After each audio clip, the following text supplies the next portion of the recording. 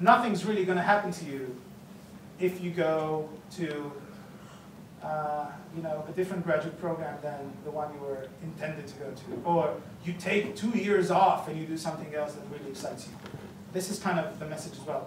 I mentioned this before, but I feel that problem kind of exists here more than in places where, people just say, it's just college, get whatever education you get, and move on. That's the way I see it. Yes? Knowing how helpful your advice has been, would you ever consider writing a book? I'm just finishing a book right now, but it has nothing to do with what I said here. It's a book about natural disasters, by the way, if you're all curious about it. And it's mostly about the 17th and 18th century, so not too relevant to what we're doing now. Honestly, I never thought about this, but if the occasion and the time is right and I feel that I have enough to say, then why not? I mean, let's put it this way. If some miracle happens, right? Let's say that all of you are so excited about this conversation tonight that when I post this video on YouTube, you all go and share it and it becomes viral, right? 5 million people watch this lecture, right? And then some publisher comes in and says, wait a minute, we can really make a lot of money off of this. We'll pay you $2 million to write the book. Let me tell you what's going to happen. Of course, I'll take the $2 million. Come on, I'm not an idiot. But most of that money will be reinvested in various ideas that I have of how to develop this kind of, to reach out to more people. Because let me tell you this, you may have different goals in life. I can tell you for sure, if you want to be an educator for the real reason, you're not planning on getting rich ever. That's not your goal. I did not come here to be rich. Yes, I want to make a living. I can't work for free. But that's pretty much all I want. If I have enough to eat and, have fun a little bit here and there. Not as much as any of you, of course, God forbid, but a little bit of fun. That's enough. So if that ever happened, I guess my point is this. I would do it if I felt that it could help more people. If I wrote a book and 2 people read it, then I wasted my time. If I talked to 50 people, like here, I don't think there are 50 people here. Maybe there were at the beginning. If I talked to 50 people and out of these 50 I got to help 2 people, that's great. But the book is different. You see, if I realize that this can make a difference, sure, I would love to do it because that's how I can get to more people. That's kind of why also, one of the things that I liked about Emory Secrets is that I could get to more people than just those taking my classes. So, as a tool for getting to more people and helping more people, definitely. If there's any money that I get out of it, I'm honestly, okay, let's be fair, I'll probably buy my dream car, but after that, everything else will go back into investing into this, and I have some ideas which maybe I can talk about and maybe not. But that's my answer. Yes, please. First, I want to say thank you for sharing and for speaking up, well, taking action like you talked about.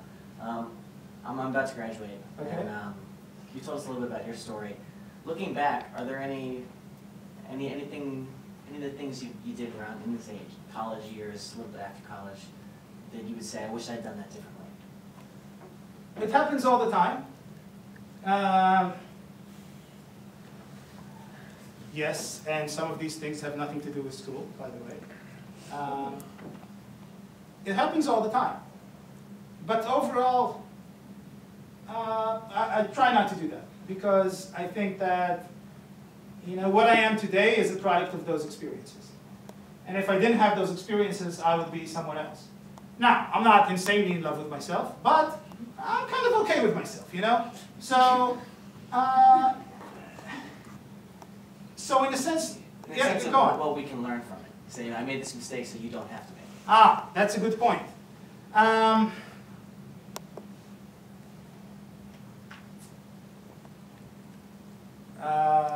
It's not a very good sign that it takes me too long to think about this. I'm not trying to say, I'm sure I've made mistakes. I don't think I made one crucial mistake, but There is one thing that maybe I don't wish I did different, but I wish I knew, and I could have known. Not just, the knowledge did not exist, but, it's not like I wish I traveled forward in time and acquired the knowledge. Knowledge did exist, and I wish I knew it. And that is about the situation of, my profession specifically. Now, you might say, we don't want to be professors, so why would we care? But it really applies everywhere, because when you finally figure out what you want to do, and you say, okay, I'm going to go to this graduate program, it's not a bad idea to figure out what's waiting for you on the other side.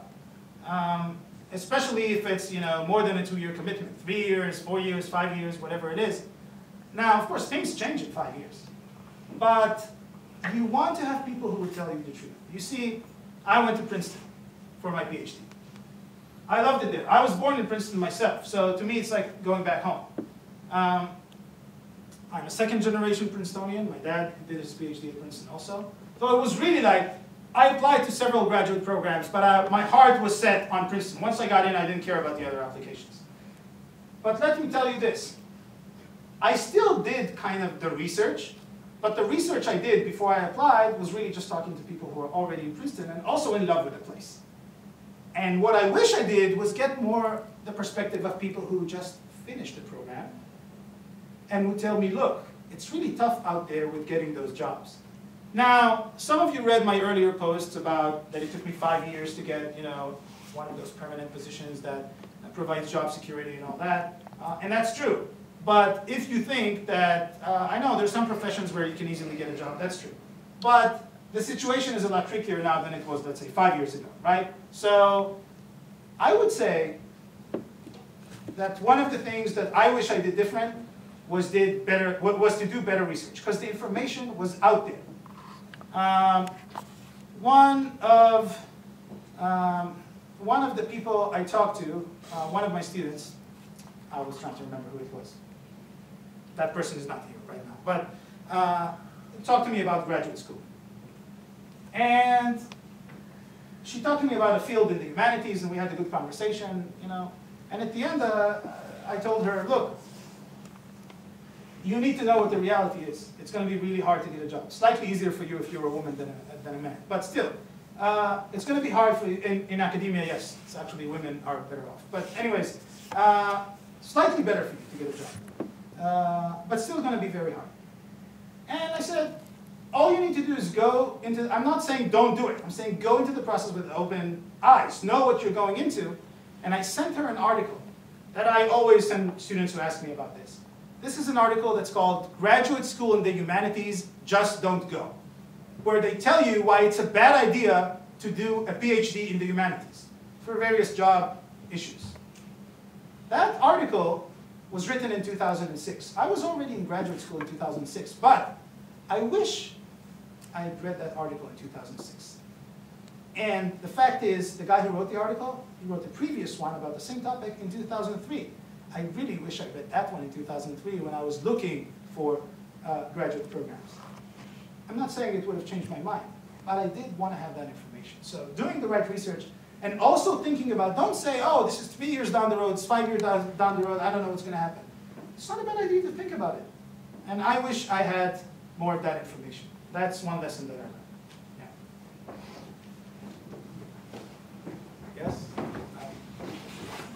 All right, well, no other questions then. Thank you very much for coming.